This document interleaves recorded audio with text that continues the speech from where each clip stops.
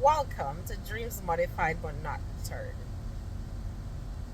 Persistence is the key, but also being pure with your heart, your intentions, and being understanding of others' people disadvantage or lack of commitment, so to speak.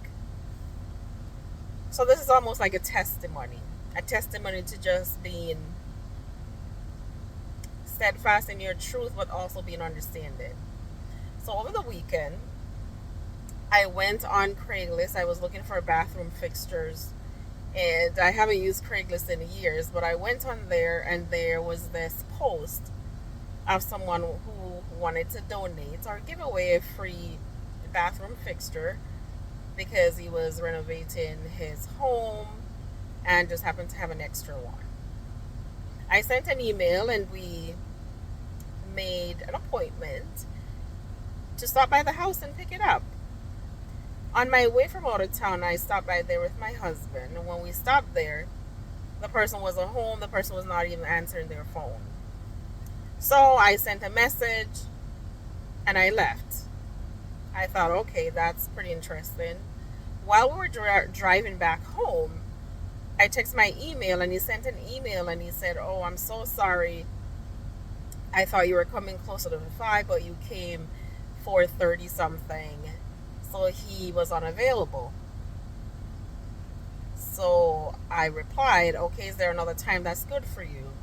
So he said, "Yes, anytime works." He's going to leave it at his garage door. So once I pulled into his yard, we could just take it. At this point, I checked back our email. We were coming back from the restaurant with our in-laws, or with my in-laws, and it was about 8:30. So I sent him an email, and I sent an email that we were going to be on our way, and we'll get there about 8:40 something. And I'm exhausted. It was an exhausting weekend. I will not expand, but it was an exhausting weekend, just kind of running around and all that good stuff. So my husband and I drove about 20 something minutes away. We got there. I called. I pressed the buzzer. This man was not there. I went into the car. I went into the vehicle. We sat for a while, and I said, "Well, hey, I guess I'm just going to drive home because he's not responded." I got home, checked my email a little later that night. I would say maybe about 9 something, 10. The man replied. He was very apologetic. Now, remember, I went twice. This is strike 2. So he apologized. He said that somehow it was not clear that I was going to stop by tonight or in the night, so to speak. So again, he was unavailable. I sent an email and I said, "I'm all set. It's okay. I wasted my time twice. I would like to pass on this because at this point, we have not been able to fully allow our path to cross based on the appointment time or the communication." But I accepted his apology. So I woke up on Monday and I checked. Well, actually, he had sent me his phone number. So I had texted him to also say that I was there. I also called and there was no response. So I blocked the number because at this point, since he was not available for 2 chances, I didn't want to go back and forth with him. So he sent an email and he said, "I'm so sorry. I'm so sorry I wasted your time. Is there any way I can make it up to you?"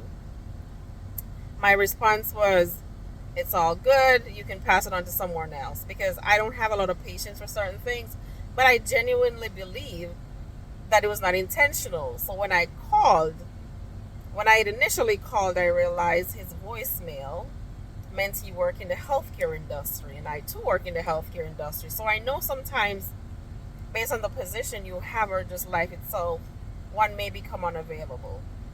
My response was, "I'm all set. You can pass it on to the next person." I got another email late on Monday, and he said, "I really feel bad for allowing you to come twice. Can I drop it off to you?" And I thought, well, that's kind of creepy. Because now, for somebody to drop off something to my house that I've never met, that's just weird. But then the Spirit of God said to myself, okay, here is an opportunity where someone is trying to make things right. How many times do we not allow someone to make things right because we're studying in our own way? So I decided that, all right, it's fine. I gave him a primary location within minutes away from one of the offices that I would be covering. And I said, that's fine. You can meet me there. When you're there, send me a text or something, and then I will meet you there.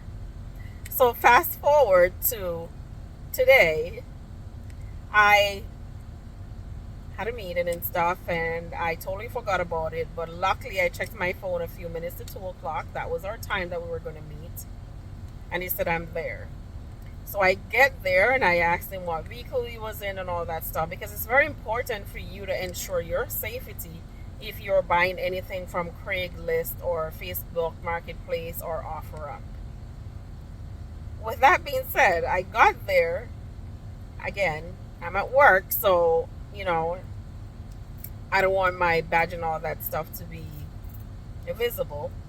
So he's apologetic. He's like, so here are the stuff, yada, yada, yada. Again, I apologize for making you waste your time. I said, it's okay. I don't understand. Life happens. And he said, yes, I do understand, but you have been so professional with your communication, and you also allow me the opportunity to make it up to you. And I listen to your voicemail when I call, and I can tell that you're a woman of faith and more likely you go to church.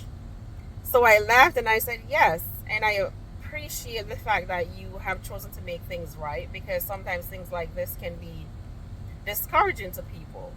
And so he said, can I buy you gas or something? And I said, no, that is okay. So then he asked me, do you have an electrician that is able to connect the things that you picked up? And I said, yeah, we have it all taken care of. So then he said, I insist. I do understand that you said it's all set, but the mere fact that I feel like I wasted your time, and even though I'm taking it to you like you're so poised and so just nice about the whole situation, can I donate to your church? Now, mark you, we have a whole event that we're planning at church and raising money for these wonderful young people who are taking part in a particular competition. And only a few minutes prior to me going to meet him, I sent an email with some ideas of what our fundraiser could look like. So I told him, okay, you can go on our website, the church website, and you can make a donation in your name. So then he goes into his pocket, and he said, no, I want to give you the money so that you can do what you want to do with it, or you can donate it. So when I say God is good, He is great. He has a way of fulfilling your needs and also the needs of what your heart desire is. So though I may not be in need of the donation that he gave, the cause of the church and what the vision is for what we're trying to do requires a donation. So by me being faithful, right, it sounds silly to other people, but by me being faithful and allowing myself to give somebody the opportunity to make amends, to make it right, it created another opportunity to meet someone that I've never met before. The man turned out to be a doctor, very knowledgeable and stuff.